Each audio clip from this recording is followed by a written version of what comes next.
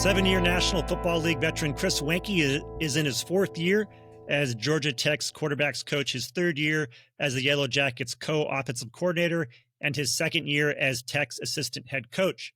He is also the 2000 Heisman Trophy winner from Florida State. So this year, the Heisman Trophy Trust is honoring Chris in New York City on the 25th anniversary of his Heisman season. Chris, welcome to the Heisman Trophy podcast.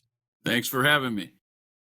Before we get into some reminiscing, I wanted to ask you about Haynes King, who came on the show a couple of weeks ago. He's been so outstanding and seems to get better and better each week. I just wanted to get your impression of King and his progression this year. Yeah, no, he's been outstanding. I think I'm fortunate to be able to coach a guy like him. He's everything you want in a player. He's the son of a longtime successful high school coach. He's wired the right way, has a high football IQ. He's as tough a guy as I've ever coached. Obviously, his story has been well documented recently, but great leader, the guy that makes this engine go. He's everything that you'd want, and he has continued to get better each and every year. Have a great relationship with him. Recruited him when he was coming out of high school in Texas, and obviously went to A&M and then made the move here. So he embodies everything, okay, that you would want in terms of a guy that represents your program, represents his name, his family, and quite frankly embodies what I believe truly what the Heisman Trophy stands for. Wow, that's great commendations there. Haynes told me you guys had a great relationship. And it's interesting to me that you can relate so well to each other, given your very different playing styles. You were a classic pocket passer, and he's a dual threat. How do you, when you're trying to relay lessons, how do you bridge that gap? Yeah, I think I think there's a lot of foundational things about the quarterback position, whether you're a dual threat or you're a pocket passer, that I truly believe in. I think one thing that Haynes doesn't get enough credit for is his ability to be able to pass the football. Obviously, he runs over 22 miles an hour. His athleticism shows up every week. His numbers speak for themselves, but I truly believe that we're always trying to find a way to create an advantage when you have a dual threat guy like Haynes and his ability to be able to run the football.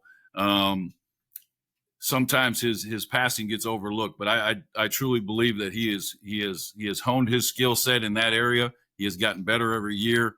And I look at just the last couple of weeks, the guy's thrown for over 700 yards in 2 weeks. So he has gotten better every week. He obviously is the leader of our football team, and I hope that he continues on this path to finish out this season strong.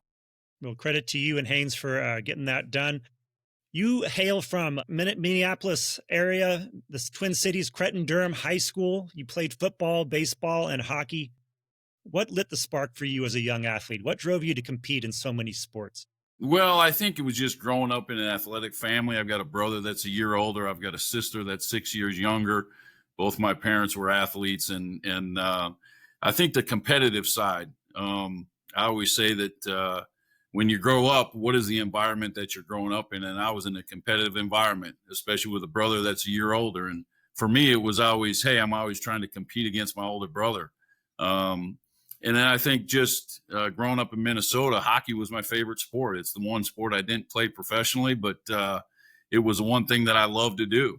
And wish I could have played that as well. But that burning desire to just compete, that competitive character, I think I learned at a young age. And it didn't matter what sport I was playing. And I always got in trouble because I had a sister that was 6 years younger. And everybody said, well, you got to let her win sometimes when you're playing some games. And I just never understood that. And I think that's held true throughout my career. I wasn't by any means the most talented guy. I clearly wasn't the fastest guy. I wasn't the strongest guy. But one thing I do take pride in is the fact that I said no one was going to outwork me. And I think a lot of the things that I was able to accomplish was, one, because I was in that environment where I had a brother that was a year older. I learned how to compete. I obviously had to be tough. There was a lot of fights where mom said, hey, you guys settle down. So I learned toughness from him. And then just, I always felt like, and I share the story, when I when I started my first day of high school, I never had a day off until I finished my senior year, because I went from football right into hockey, right into baseball, right into summer baseball. Summer baseball was over, and I went right into high school football again. So it's all I knew. It's all I understood. And it's what I truly loved. And I think that has been lost a little bit these days. Kids are trying to hone their skill set in one sport. And I encourage kids to play multiple sports, because I learned a lot of different things playing those three sports. How do you avoid burnout as a young athlete? Just spreading yourself out like that is how did you get through that, or did you ever have an issue with that at any point? Yeah, I look back and I never felt like I got burned out. I think it's because I played multiple sports, right? The approach and the mindset of those three sports were totally different. I do think that kids that now just pick one sport can get burned out, because you're playing it year round. I had the excitement of going to play high school football, and then be able to put those pads away and put the skates on, and that created some excitement for me. And then the hockey season was over, and I was able to pull out the bat and glove and go play baseball. So for me, I never got burned out. It was and the ironic thing is, when we did have time off, if it was the winter time, we were out playing hockey outdoors on a pond or in the park. And in the summertime, if we didn't have a game, we had some type of either wiffle ball game or a game in the park going on. So that's all I knew. That's what I loved. And so I never really got burned out. So when it came time for you to pick your college, you naturally went down to the the warmer climates. But why not stay up north? Why not be around the hockey atmosphere that you so love? Yeah, it was, for me, I was trying to find a place I was going to go play two sports. The original plan was to play football and baseball, and I wanted to find a place that they were going to allow me to do that.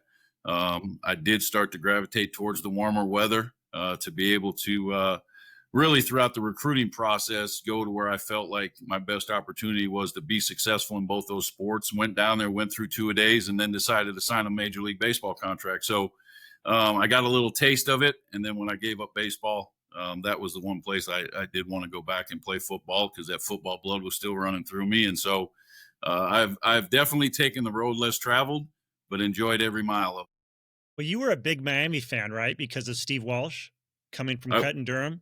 Yeah, so growing up in Minnesota, like, high school football is very average, and you don't see a lot of kids coming out of that state going to play big-time college football. And the excitement of watching those games as a kid growing up in Minnesota, having a guy that was 5 years older than me that went to the same high school and had success at Miami and then was playing in the NFL, like, he was kind of the trailblazer for quarterbacks up there.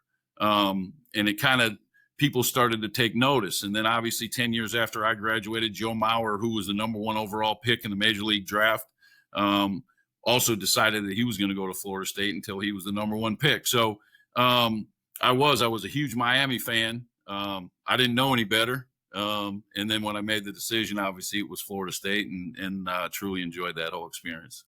What was it like being recruited by Bobby Bowden? The best. I tell people all the time that there's not a better human being. I mean, God rest his soul, but he was a great man, first and foremost. He was an unbelievable coach. He treated people with respect. He treated every single player fairly, but not equally. And he made that very clear. He says you get what you deserve or what you earn, and had a great relationship with him. Coach Bowden was a huge golfer. He would never play golf with me while I was still in college. And then once I finished college, one of our favorite things was to go play golf. And so one of the toughest days of my life was the day that I had to go to his funeral. And that was tough, but I had a great relationship with him. I want to tell one story about Coach Bowden. I went down there, went through two-a-days, and decided to leave and go play professional baseball. That next December, I got a handwritten Christmas card at home that said, if you ever want to come back and play college football, you've always got a spot here. So that just speaks volumes about the type of human being he was. I really wanted to be a coach because of him. The lessons he taught in life and the way he treated people. You talk about competitive. He was competitive now. So a lot of those things are the reason that I'm coaching today. Was it a hard decision for you to leave Florida State and go to baseball, or did you just feel like it was just too good of an opportunity and no looking back? Yeah, it's hard as an 18-year-old kid. You don't really know what you want. And I felt like I went down there, went through two-a-days, and I was smart enough to look around the room and see that Brad Johnson, Casey Weldon, Charlie Ward, and a couple other guys were there. And I said, I might not see the field for a while. And then the opportunity came up to obviously go play professional baseball, and it was another love of mine. And I felt like I may never get that opportunity again. And I enjoyed every minute of it. But I'll say this, that every time that baseball season was over and the fall rolled around, I surely missed football. And that football blood, like I said, was running through me. And made a decision after 6 years that that's really what I wanted to do. And that's what my heart was telling me to do. And I don't know what I was thinking, but, I didn't touch football for 7 years. And I decided to go back, and Coach Bowden welcomed me back with open arms, and I'm thankful for that. I've always wondered, just as what if you had stayed at Florida State the first time, do you think you would have done as much as you did later on? Or do you think it just worked out as well as it could have possibly worked out for you? Yeah, I truly believe things happen for a reason. I know this, that I was much more prepared and equipped to handle the stresses and pressures that come along with playing big-time college football, especially at the quarterback position, as an older guy than I was an 18-year-old. I learned a lot of life lessons while I was playing professional baseball. I grew up, I matured, and I just felt like I was probably in a better position to handle those things when I went back. Now, I was way behind because I hadn't played, and I knew that I had to continue to work to be able to put myself in a position to compete to play. But I also think the mindset was totally different as a 24-year-old than it would have been as an 18-year-old. Yeah, it's quite an advantage just from the maturity level Yeah. side of things. Kickoff Classic A&M, your first start. Got off to a great start. The next week, the Torrey Holt game. Yeah, that's right. Welcome to college football, right? What was that like, getting thrown into that cauldron that was just the classic 90s Florida State, just the center of college football really at that time? What was it like being around that whole atmosphere? Yeah, I look back and I say, you talk about dynasties in college football, and we were in the top 14 consecutive years. That's unheard of. I look back and I say, I went back, and that was a goal and a dream of mine to be the starting quarterback for Coach Bowden at Florida State.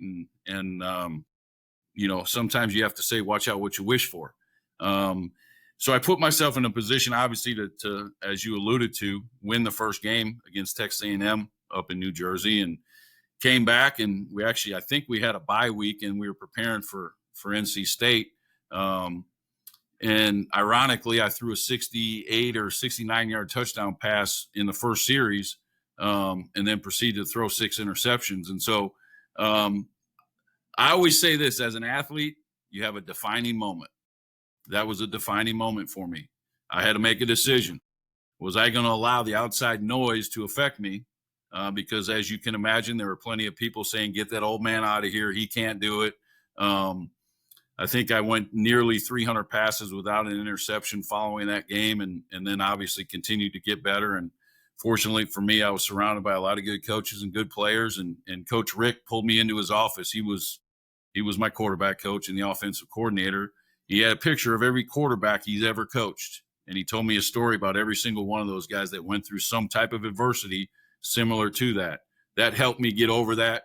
And when you go through those things, the only thing you hope for is, hey, can we play the next game right now? Because you want to get that bad taste out of your mouth. And so learn from it, obviously continue to get better. And then we were able to go play in 3 straight national championship games. Yeah, that had actually been a thing for Florida State quarterbacks. You guys used to play Miami first game of the season in the 80s. And more often than not, that was a great Miami teams. They would win the first game. But then Florida State would come back and have that adversity and just, have a great season the rest of the way. And that's, like you said, exactly what happened to you. Compete for 3 straight national titles. You didn't lose again until your senior year after that NC State game. Any one of those teams could have won a national title. One of them did. What was the difference between those 3 teams? What separated them that determined, because one was in the title game, one won the title game, and one lost the title game. I guess they're all in the title game, but it's a fine line, right? Yeah, there's no doubt. And that was, the first of the BCS era. And the first one, I had broken my neck in the 10th game of the season against Virginia. I was not able to play in that game against Tennessee in 1998. I was on the sidelines in a neck brace, and that was probably one of the toughest things I ever had to face. I never had a major injury before, but in that 10th game that season in 1998, I took a hit, and the doctors told me I was a centimeter away from being paralyzed from the neck down. So when I look back at that, I'm very thankful. Obviously, they were watching over me. And so that was tough for me. So we lost to Tennessee in that game, obviously came back preseason number 1 in 1999. We were the first team in college football history to go wire to wire, go undefeated and win a national championship against Michael Vick and the Virginia Tech Hokies, and then came back our senior year and obviously lost to Miami during the season, but then had an opportunity to come in through the back door to play Oklahoma in the national championship down in Miami. So when you look at those 3 years, there were different variables that came into play. And I think there was adversity in each and every one of those years. We were able to find ways to overcome that adversity. Again, I can't speak for the game I didn't play in, but in '99, obviously we had a great game against Virginia Tech, and then in 2000, we got beat, just flat out got beat. We couldn't do anything offensively. Our top receiver, without making any excuses, wasn't playing in the game. Snoop Minnis, Coach Richt had already accepted the head coaching job at Georgia. So it was a perfect storm, but they played really well. They had a good football team, and we lost. But those experiences of playing in 3 straight national championships, being in the top 4, 14 consecutive years, it was pretty special. I think you would have won the '98 one if you had been healthy. Pretty sure. And I feel like the Oklahoma one was a little bit of, you guys were just at the intensity of the level you've been playing at for so long. At some point, you run out of gas a little bit, I guess, with the motivation, and then you have Oklahoma was kind of on the rise at that point. So it seemed like one of those kinds of situations. The Vatek championship game, you had a huge game in that one, and I feel like that was really the beginning of your Heisman season in a way. I feel like that game was such a closely watched and widely watched game. Michael Vick's real coming out game, but you guys were the ones who put your foot on their throats at the end and dominated, you and Peter Warwick. And I feel like that was the beginning of, hey, Chris Weinke is, going to challenge for the Heisman next year. Was that how it looked like from your perspective as well? Yeah, I think the when you go through an undefeated season and accomplish the things we're able to accomplish, and as you mentioned, a highly viewed national championship game, I think that was, I'll never forget playing in that game, and it was in New Orleans in the Dome, and it was the star of stars all over the sidelines. It was like, wow, this is crazy. But also when you think about Coach Bowden, right? It was his opportunity to win a national championship. He had never had an undefeated season. The winningest coach in college football history, never had an undefeated season. So it was his opportunity. I think that was the motivation for us as players. We wanted to give him another national championship and an undefeated season. And I think, looking back on that game, it was back and forth. It was, we got out to an early lead, and then it was the Michael Vick show, and they actually went up 29-28 on us. And then obviously the game finished up 46-29. We finished them off late in the game, but our defense played outstanding after he had a little run. And then, but I do think that was kind of the start. Like, people started to notice, like, hey, who is this guy? And then we went into the next season and had some more success. And like I said, I was blessed. I was fortunate. I had some of the best receivers in college football history playing for me, and a really good defense. So I think that is all part of the whole recipe for success, especially winning the Heisman Trophy. The next season, you just got off to a great start, 318 yards versus BYU, 443 against Georgia Tech. You had some massive games that season, 536 yards against Duke. You had 521 against Clemson, over 4,000 yards passing. Was it just a matter of you being at just the height of your powers, your full maturity, physical, mental, all that kind of thing? Well, I think it's a great example of there's no substitute for experience, right? Like, I was now going into my 3rd year. And I try to share that with young quarterbacks. Like, we live in this microwave society where we all want everything right now. These high school kids want to sign with you because they say that they want to play right away. They're not ready to play right away. And even though I was older, I wouldn't have been able to be ready to play even when I came back my first year. So, I started my sophomore, junior, and senior year, but I felt like I was at the peak of really my playing time was that third year. I was in the same offense for 3 years. A lot of the same guys were on that team. There's a comfort level knowing that kind of there's really an unspoken language, right? I'm playing with guys. I look at them. They know exactly what I'm thinking. So I think when you get that opportunity to do that and you do it for 3 consecutive years, we were hitting on all cylinders and we were able to have a lot of success. And so I do believe that was a major part of it. Like, I had a lot of reps. I played a lot of football. I put myself in a position just through working hard and through experience to be able to lead that offense and really became kind of a coach on the field. I had graduated in 3.5 years and I had to take one class my senior year. I spent a lot of my time up in the office watching film and spending time with Coach Rick. So I was a part of the game planning. And so it became a lot of fun for me. And that's when I kind of knew that's what I wanted to do down the road, is be a coach. You were like a colossus back there, Chris. You were just this big dude. And, you embodied the swagger that was the Florida State program back there. Guys would just bounce off you in the pocket. It was incredible. Like, and it looked so effortless. Everything you did looked so effortless back there. Well, I do take pride in my toughness. I'll say that was the hockey player in me. And I felt like, the one thing I think people forget is after I broke my neck, I'm probably the only quarterback that played with a neck roll. They added some protection to the back of my shoulder pad. So it probably looked like I was really bigger than I was. But then people say, well, you couldn't run. And I always share the story that, guys, listen, when you can find somebody that can run faster 40 yards than I can throw it, okay, then I'll start running it. I said, so I just gave it to the guys that could run. I couldn't, but I could get it to them. Who was the guy at Florida State, the quarterback who was highly touted, but he moved to fullback so Dan Kendra. He had a neck roll too, right? Yes, Dan Kendra came in and was the number one quarterback in the country. Was a year ahead of me. He'd already been there, and we ended up competing in that second spring that I was there, and then he ended up going from 210 pounds to an off-season workout where he came back to camp 265 pounds. The guy leg pressed like 1,200 pounds. Unbelievable athlete, could do the splits. I remember. Really, really, really, really unique guy. And he became our fullback. So, we had some characters. There's no question about it. Now, what was the point during that season when you thought, hey, I think I might be able to win the Heisman? People say, oh, you had to be thinking about it. I'm going to be 100% honest. I never thought about it. My singular focus was on, hey, I want to be the best that I can be.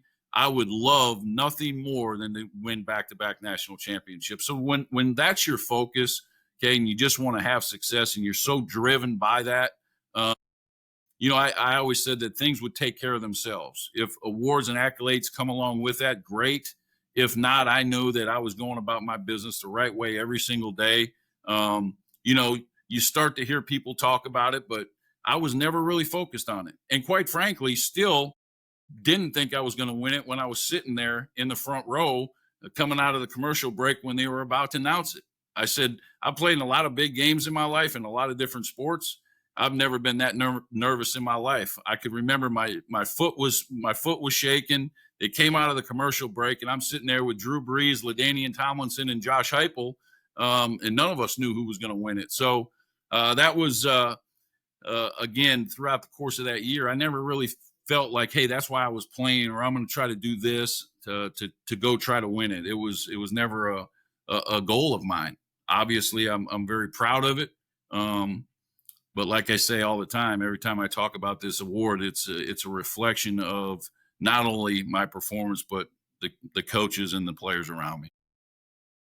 Well, that was at the Downtown Athletic Club. That was the last time the ceremony was at the Downtown Athletic Club, I believe, because after that there was 9/11 and they had to move it.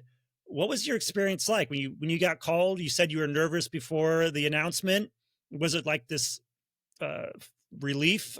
Was the pressure relieved? And did you go up there and have an idea what you're going to say? What was your plan? Yeah, it was, to me, it was surreal. When you walked into the old downtown athletic club, that place was special. As a kid, growing up, and you see the old brown walls with all the portraits of the former winners, you're like, as a kid, you're saying, yeah, man, I'd love to win that someday. Hey, I'm going to win the Heisman. You're playing catch in the backyard. You're saying, hey, I'm going to. Now, did you ever think that would really be a reality? Probably not. But I'll never forget the first time I walked into that room, because it looks so different on TV than it really was in real life. And I walked in that room, and it's almost like you got chills walking in that room. All the portraits hanging on the wall, just very, very, very kind of tight. Felt like the ceilings were low. It was crazy. And all I really thought about was the history in that room, the people that have walked through there, and that award that's been given out to so many special people. Like that was probably one of the most memorable times of my career. You won the Heisman at a time when there was still a lot of great legends of the Heisman who were still alive back then. Who are some guys you met at that weekend that kind of stuck in your head? Yeah, it's crazy. I mean, the Rogers, Jay Berwanger used to, we used to have a private Sunday night Heisman kind of ordeal where no one else was allowed to go to it. And it used to be down in the Battery, and it was no outsiders and just us. And that was the one time, you got to be able to spend time with everybody, cut loose, have some fun, have dinner, have a few drinks. And guys like Steve Spurrier, nobody knows this, but the guy's dancing all the time. Like, it was his favorite time to go dance on the dance floor. Jay Berwanger, the Rogers, like I said. I'm trying to think, just so many guys that the older guys, when you start to think about the history of this thing, and I didn't say a whole lot at these events. I kind of just sat back and took it all in. And felt like, man, I'm the luckiest guy in the world. And so hadn't been back in a while. Look forward to getting back up to New York this year and celebrating the 25th. I can't believe it's been 25 years. And I'm hoping that that kid that I coach every day is going to have a seat at the table up there this year. Certainly possible if he keeps playing like he's playing.